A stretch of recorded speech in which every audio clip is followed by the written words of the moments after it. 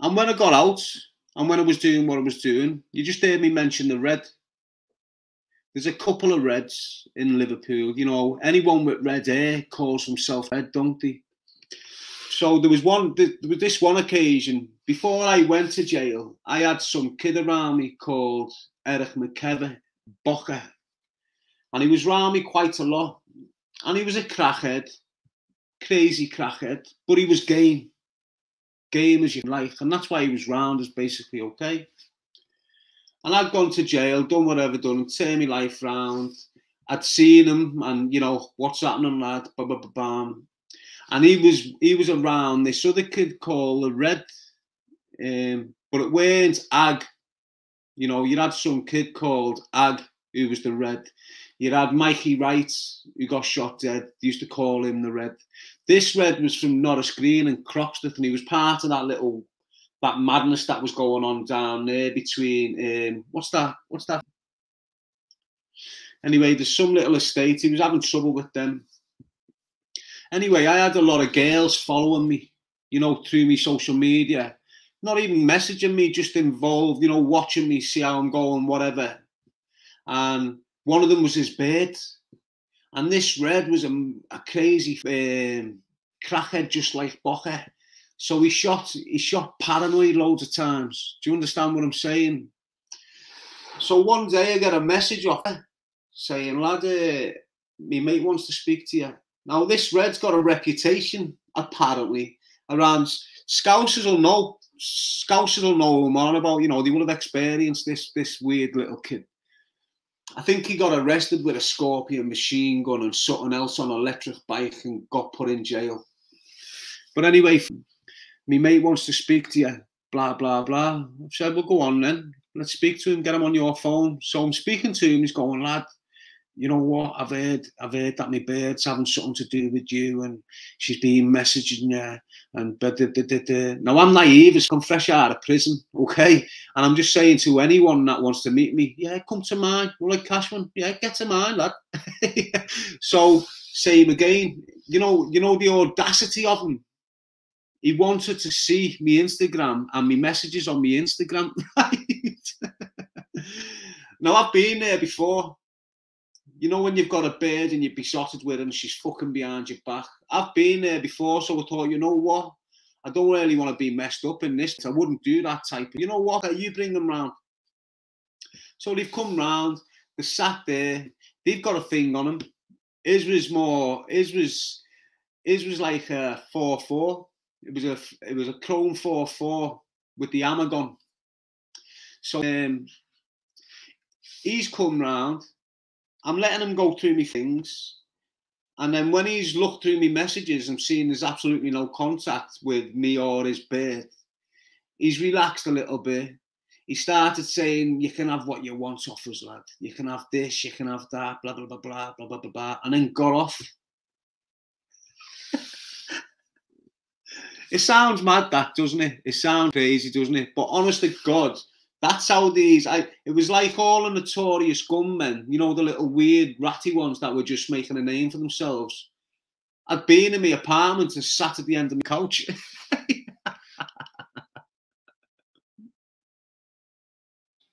Anywhere will be targeted by the law until they're shut down.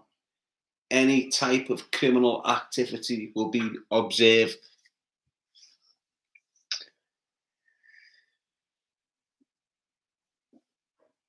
So years ago, when we were in a group or we were in some sort of, you know, little group of people, and sometimes you'd get a rat amongst us who was considered okay, one of the boys, but he was a rat.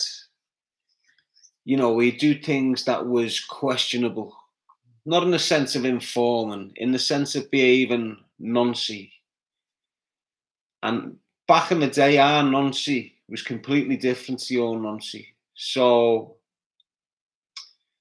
for example, this kid was dating our mate's sister at the same time. Yeah.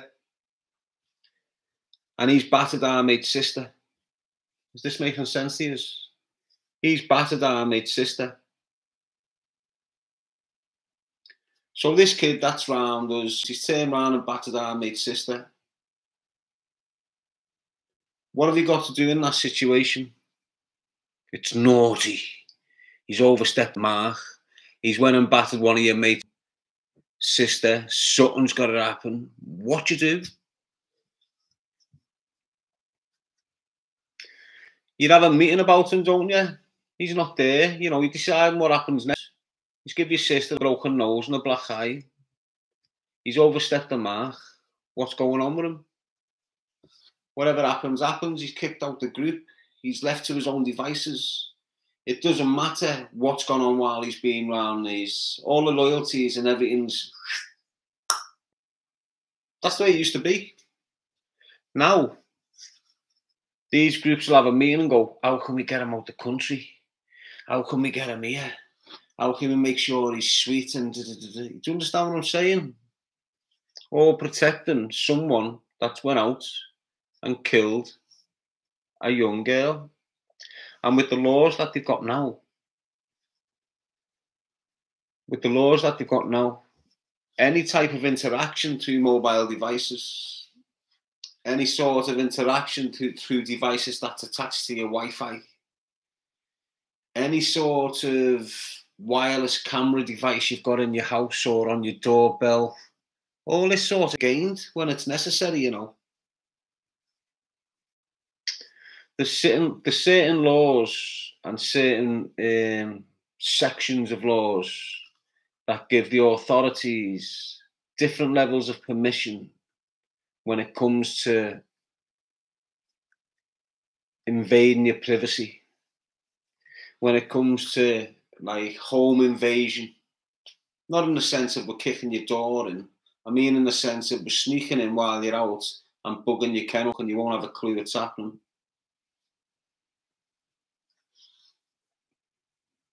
And don't think it doesn't happen. When you see it on the news, I know all this because I've been in custody, and I was in custody for a long, long time. And my sentence placed me in the environment in custody where there was a lot of people doing long, long sentences for a multitude of crimes.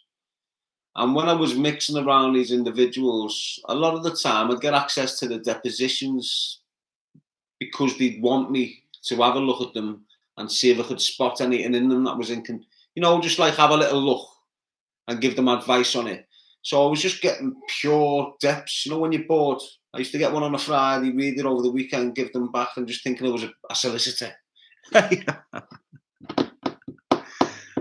it wasn't. But that gave me the insight into how the authorities work, how they gather evidence, how they bug your cars, how they use people that you know as human intelligence resources, how they all match. You get access to it. How they network the phones, how they use the masts. You know, the behind the scenes details. What you see from your court reports and so on and so forth is not what we see behind the doors. We see it all in detail. We see how it's done. We see how it's logged. We see how many people are watching you, how many cars have been on you, what clothes they've had on in the sea. You see everything to understand. That gives you a better idea of the level of invasion they can do upon you. Obviously, everything's sweet, isn't it? If you're committing crime and you're using bog standard phones, you've got an issue. You've got an issue. But, you know, they can use covers. Like example, is a prime example of what they do when they want to bug your house. If there's absolutely no chance of them getting into your ken because there's someone there 24/7, or there's something that can bring them bang on or whatever, what they'll do it under the guise of a search warrant. And what they'll do, use gangbangers. This is a method that they'll always use. I'm sharing the secrets here. I don't know why. It's knowledge and it's experience. So what they'll do is use gangbangers, use little groups of organised criminals that are running around thinking they're crazy. what they'll start doing is targeting you. They'll target you. And what they do is the main people within your group, the front door will go in. And on the warrant, when you're expecting firearm, have something stupid, like suspicion of handling stolen goods, or suspicion of this, or something daft. But it's enough for them to come into your house, arrest everyone in the house, take us all into custody for a duration of time. In that duration of time, they're in your ken. You think they're searching it, but they're not. They're deliberately bugging it up. Now, they brought rules in where you've got to have a policeman present with the owner. Them laws don't always exist when a certain group's coming through your front door. As I say, different levels of authority get different levels of permission to do different levels of terrorisation and invading and psychological damage to you. So how do I know they use that method? Simple. They've raided my ma's house when I've got 3 days left. I've got 3 days left till I'm out of custody. I'm in prison for threats to kill on a prison officer. I'm finishing off in Lancaster Castle. During my period in custody, it's got messy outside. Danny and his firm and his crowd were at war with Michael Wright and his crowd. It was getting messy out there. People getting... Where's Brian? I'll tell you. So I've got 3 days left to get out. The police raid the house. Might have been a bit more than 3 days, but the police raid the house. They raided at 7:30 in the morning. When they've gone in there, there's people stayed overnight. They arrest the mother, meaning my mother, me nan, Ian's girlfriend, and Ian, I think. They take them all in custody.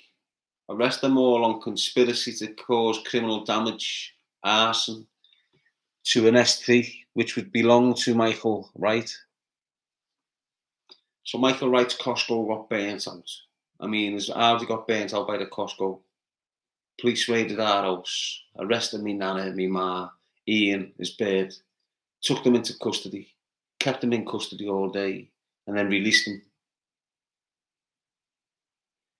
I finally got through on the phone, said to them, what's happened?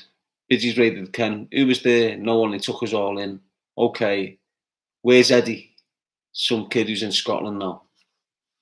My older brother's mate. Eddie's come round with a scanner, a sweeper, a sleeper if you like, a probe. So he comes in the house, he's sweeping the Ken, you know, looking for probes, looking for bugs, recording devices. You've got probes that are waking on noise now and stay asleep, you know, so they can't be detected when they're not in use. But he'd come round the house with a sweeper. This is all true, this is all fact. Come round the house with a sweeper, went through the whole house, and then come into the kitchen. And where we used to sit in the kitchen, we had a table right underneath the light. You had 2 lights, like there, table underneath it. And every time we went into my ma's house, we'd sit there and we'd smoke weed and chat about whatever. And every time we got coin, it'll be on the table, counted, divided amongst whoever and whatever. So when they raided the Ken, they've gone into my mum's bedroom, which is above the kitchen. A brand new carpet that had just been laid and sprayed, you know, so it's stuck, had been ripped back, rolled back. The floorboards in the ceiling directly above the light fittings had been cut. And there was like 6 brand new screws in the floorboards.